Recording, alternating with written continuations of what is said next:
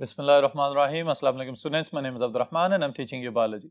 Students, in this session we are going to continue the adrenals or adrenal cortical hormones की discussion करेंगे और फिर उसके साथ आपकी बुक का एक short topic है gut और उसकी दो important secretions, इनको भी इस session में इंशाल्लाह ताला complete करेंगे. तो details board पे देखते हैं. जी students, adrenal cortex. मैं आपको रिवाइज करवाता चलूं कि एड्रिनल्स क्या हैं. बुनियादी तौर पे वो ग्लैंड्स जो हमारे किडनीज के बिल्कुल ऊपर वाली साइड पे मौजूद हैं और फिर फर्दर उन ग्लैंड्स को जब हम क्रॉस सेक्शन में देख रहे हैं तो हमें पता चलता है कि बैरूनी हिस्सा इसका एड्रिनल कॉर्टेक्स है, अंदरूनी हिस्सा इसका एड्रिनल मेडुला कहलाता है. एड्रिनल मेडुला की सिक्रीशंस एड्रेनलिन और नॉर एड्रेनलिन या एपिनेफ्रिन और नॉर एपिनेफ्रिन, ये हम पढ़ के आ चुके हैं प्रीवियस सेशन में. इस सेशन में स्टूडेंट्स हम कंटिन्यू करेंगे with the adrenal cortex. Adrenal cortex की अपनी स्पेशलाइज्ड सिक्रीशंस हैं, लेकिन सिक्रीशन समझाने से पहले मैं चाह रहा हूं कि हम इसकी थोड़ी सी मजीद डेप्थ में जाएं कि जब हम इसकी एनाटॉमी को देखते हैं तो हमें पता चलता है कि the cortex is further differentiated into 3 different layers और 3 डिफरेंट रीजन्स. और इन रीजन्स के नाम स्टूडेंट्स जरूर याद रखिएगा, इसी मुनासबत से आपको सिक्रीशंस याद रखने में भी आसानी रहेगी. The top most layer is known as zona glomerulosa, जो बुनियादी तौर पर इसका मतलब क्या है कि ग्लोमेरुलोसा वाली जोन या एरिया. ऑलराइट, फिर इसी तरह फेसिक्यूलेटा और रेटिक्युलरिस, इनकी रिस्पेक्टिव सिक्रीशंस क्या है. The first layer is secreting aldosterone, that is the principal mineralocorticoid within the human body और in the mammalian body. Fasciculata releases cortisol, that is the principal glucocorticoid, और इसके साथ ही साथ कॉर्टिकोस्टेरोन प्रोड्यूस हो रहा है थोड़ी मिकदार के अंदर.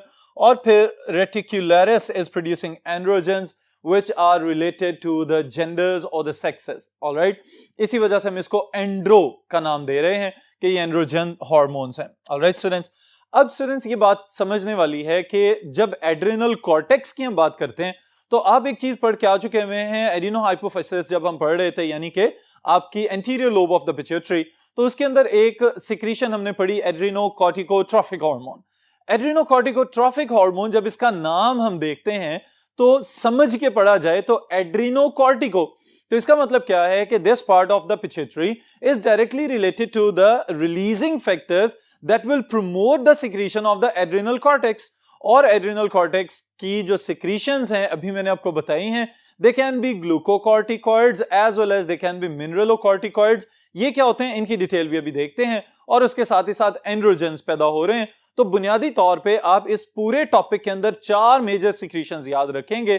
The first one will be aldosterone, the second one is cortisol, the third one is corticosterone and the fourth one are the androgens. Alright students, तो ये 4 सिक्रीशंस हैं जो आपने ज़हन-नशीं कर लेनी है अपने बोर्ड के एग्जाम्स के लिए, that are related to the adrenal cortex. Alright, अब अगर हम स्टिमुलेशन की बात करें स्टूडेंट्स, तो स्टिमुलेशन के एतबार से एक इंतहाई आसान लेकिन उतना ही अहम पॉइंट, और वो क्या कि how the adrenocorticotrophic hormone is stimulated even. तो इसके लिए ये बात याद रखें, any type of stress within the human body. Alright, specially अगर आपको बहुत ज्यादा भूख लग रही है, या आपको बहुत ज्यादा एनर्जी की कमी बॉडी के अंदर फील हो रही है, या आपको बहुत ज्यादा सर्दी लग रही है इवन, तो इन तमाम कंडीशंस को हम कहेंगे these are the stress situations for the human body. या ये भी पॉसिबल है कि खुदा न खास्ता कोई इन्फेक्शन हो चुका हो जिसकी वजह से बॉडी अपने आप को नॉर्मल फील ना कर पा रही हो, तो उस सूरत में फौरी तौर पे हाइपोथैलेमस डिटेक्शन करेगा और हाइपोथैलेमस फिर अपने रिलीजिंग फैक्टर्स भेजेगा एडिनोहाइपोफिसिस के पास, और एंटीरियर पिट्यूटरी को कहेगा कि now it is the time to produce adrenocorticotrophic hormone. और फिर ये एड्रिनोकॉर्टिकोट्रोपिन्स ब्लड के साथ मिक्स होकर ट्रेवल करके आएंगे टुवर्ड्स द एड्रिनल कॉर्टेक्स, और एड्रिनल कॉर्टेक्स को फिर कहेंगे कि now you may produce your own secretions, जिनमें से हम ग्लूकोकॉर्टिकॉइड्स और मिनरलोकॉर्टिकॉइड्स को वन बाय वन अभी डिस्कस करेंगे. ऑलराइट, तो इसको याद किस तरह से रखेंगे स्टूडेंट्स आप कि how it is stimulated, adrenal cortex की बात हो रही है. So stress stimulates the hypothalamus, which in turn stimulate anterior pituitary to produce adrenocorticotropic hormone, and it travels to the adrenals. और फिर adrenals पहले नंबर पे पैदा करना शुरू कर रहे हैं आपका स्ट्रेस हार्मोन, या इसको हम एंटी स्ट्रेस हार्मोन भी कहते हैं. That is the first and the most important glucocorticoid, it is known as cortisol. Alright students, अब केमिकल कंपोजिशन के लिहाज से ये बात याद रखिएगा कि अगर एल्डोस्टेरोन, कॉर्टिसोल या कॉर्टिकोस्टेरोन की बात कर रहे हैं स्टूडेंट्स, तो आपके ज़हन में फौरन आ जाना चाहिए कि they are composed of steroid molecules, और स्टीरॉयड मॉलिक्यूल्स के बैक एंड पे जो प्रिकर्सर मॉलिक्यूल इस्तेमाल हो रहा है that is the cholesterol molecule. Alright, अब है क्या बुनियादी तौर पे cortisol? It is a glucocorticoid. Glucocorticoids को स्टूडेंट्स आप आसानी से याद रखने के लिए एक लफ्ज ज़हन में रख लीजिएगा कि हाइपरग्लाइसेमिक नेचर हो सकती है इनकी। They tend to increase the level of the glucose within the blood, that's why they are known as glucocorticoids. Alright students, functions क्या परफॉर्म कर रहा है कॉर्टिसोल आपकी बॉडीज के अंदर? Increases blood glucose levels by, यहां पे याद रखिएगा दो तरीके हैं जिसके जरिए कॉर्टिसोल आपकी बॉडी के अंदर ब्लड शुगर लेवल या ब्लड ग्लूकोज लेवल को इंक्रीज कर सकता है। The first one is glycogenolysis. अब ये तो स्टूडेंट्स आपके जहन में होना चाहिए कि एक मॉलिक्यूल है जिसको हम कहते हैं glycogen. Alright, do not mix it with the glucagon. Glucagon एक हार्मोन है, glycogen is the reserve of the glucose that is stored with in the liver and the muscles. Alright, तो कॉर्टिसोल क्या करेगा? इस ग्लाइकोजन को तोड़ना शुरू करेगा और आपके ब्लड के अंदर अवेलेबल ग्लूकोज की मिकदार बढ़ाना शुरू हो जाएगा। दूसरी तरफ क्या कर रहा है? Gluconeogenesis from proteolysis. इसका मतलब क्या है कि प्रोटीन्स के ब्रेकडाउन से नए ग्लूकोज मॉलिक्यूल्स पैदा करना शुरू कर देना। इस अमल को हम कहेंगे this is known as gluconeogenesis, नए सिरे से ग्लूकोज की पैदावार। ऑलराइट स्टूडेंट्स, फिर उसके बाद एक इंतहाई अहम चीज, क्योंकि ग्लूकोज का लेवल बढ़ा रहा है ये हार्मोन, तो हम ये कह सकते हैं कि it is antagonist to the insulin and it is synergist to the glucagon. Alright students, so it is antagonist to the insulin because it is causing hyperglycaemia, it is increasing the levels of the blood glucose. all right, फिर उसके साथ ही साथ एक important activity जो हम याद रख सकते हैं इसके हवाले से, it is that it is osteoclastic in nature. इसका मतलब क्या है? हड्डियों की कमजोरी का बायस बन सकती है इसकी ज्यादा पैदावार या इसकी ज्यादा एक्टिविटी। वो किस वजह से? स्टूडेंट्स ये भी सुन लें कि ये बाज औकात हड्डियों को डीमिनरलाइज करना शुरू हो जाता है। इस वजह से हम कहते हैं कि इट में प्रमोट ऑस्टियोपोरोसिस, जिसको हम ऑस्टियोक्लास्टिक एक्टिविटी के तौर पे याद रख सकते हैं। ऑलराइट स्टूडेंट्स, फिर उसके बाद the second glucocorticoid is corticosterone. जी स्टूडेंट्स, ये बात ज़हन में रखिएगा कि कॉर्टिकोस्टेरॉन ग्लूकोकॉर्टिकॉइड भी है और at the same time mineralocorticoid भी है, यानी कि बॉडी के अंदर ग्लूकोज लेवल्स में भी इजाफा करेगा और उसके साथ ही साथ बहुत सारे मिनरल आयंस की होम्योस्टैटिक स्टेट को भी मेंटेन करने की कोशिश करेगा। इसी वजह से हम कहते हैं कि the कॉर्टिकोस्टेरॉन is a dual corticoid. It is glucocorticoid as well as the mineralocorticoid at the same time. All right. फिर उसके बाद the most important secretion, students, it is aldosterone that has been released by the adrenal cortex. Aldosterone, इसका नाम आपको कहीं ना कहीं सुना हुआ लग रहा होगा। स्टूडेंट्स, जब हम नेफ्रॉन के फंक्शंस पढ़ रहे थे तो उसके अंदर जब हम रोल ऑफ हार्मोन्स वाला टॉपिक पढ़ते हैं तो वहां पे इसका जिक्र कर चुके हुए हैं कि aldosterone is primarily responsible for the active uptake of sodium ions from the glomerular filtrate that is traveling within the nephron or the kidney tubules. all right, तो अब इसको जरा स्टेप बाय स्टेप समझ लीजिए कि ये है क्या। बुनियादी तौर पे एल्डोस्टेरॉन हमारा प्रिंसिपल मिनरलोकॉर्टिकॉइड है। अब इस लिहाज से ये बात भी याद रखिएगा कि प्रिंसिपल मिनरलोकॉर्टिकॉइड सबसे ज्यादा सोडियम को कंजर्व करने में अपनी सारी की सारी फोर्स और सारी की सारी एनर्जी जो है वो सर्व कर रहा है या इस्तेमाल कर रहा है। ऑलराइट, अब स्टूडेंट समझने वाली बात यहां पे ये है कि it conserve sodium ions in the blood, और किस तरह से ये अमल मुकम्मल किया जा रहा है? Reabsorption of the sodium ions and water from the distal convoluted tubule. अब यहां पे एक समझने वाली बात ये है कि अगर एल्डोस्टेरॉन सोडियम आयंस की रीअब्जॉर्प्शन को बढ़ाएगा तो सोल्यूट्स के पीछे साथ साथ पानी भी मूव करके ब्लड के अंदर आ जाएगा। इसकी वजह से students Aahista Aahista blood pressure में भी इजाफा हो जाता है। इस प्रोसेस को मजीद समझने के लिए एक मैकेनिज्म हमारे किडनीज के अंदर चल रहा होता है जिसे हम रेनिन एंजियोटेंसिन एल्डोस्टेरॉन साइकिल या रिएक्शन कह सकते हैं। तो बुनियादी तौर पे इस ओवरऑल मैकेनिज्म से हो क्या रहा है? सोडियम आयंस की एक्टिव रीअब्जॉर्प्शन यानी कि एक्टिव अपटेक, और पानी जो है वो साथ ही मूव करके ब्लड के अंदर आ रहा है, ब्लड प्रेशर में इजाफा हो रहा है, लेकिन एक खतरनाक काम भी साथ हो रहा है, और वो क्या है कि एल्डोस्टेरॉन के इन्फ्लुएंस के तहत पोटेशियम आयंस को प्रोड्यूस किया जाता है with in the kidney tubules, या यूं कह सकते हैं कि नेफ्रॉन के जो डिस्टल कन्वोल्यूटेड ट्यूब्यूल के सेल्स हैं वो पोटेशियम आयंस को रिलीज करना शुरू कर देते हैं।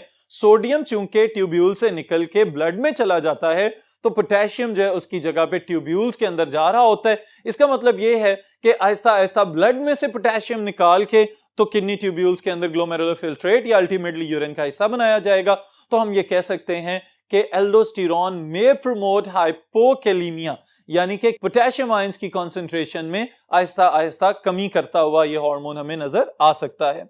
Alright, so it increases blood pressure and can lead to hypokalemia by secreting potassium ions into the kidney tubules. Alright students, these are the important functions जो आपने याद रखने हैं. फिर उसके साथ जो अहम चीज हर हार्मोन के साथ हम रिलेट करते हैं कि अगर कहीं किसी ग्लैंड में से कोई ओवर एक्टिविटी नजर आ रही है या अंडर एक्टिविटी नजर आ रही है तो उसकी वजह से कौन कौन सी बीमारियां या कौन कौन सी अलामात के जरिए आप चेक कर सकते हैं कि बॉडी का कोई पार्ट जो है वो कहीं ना कहीं खराबी का शिकार हो चुका हुआ है.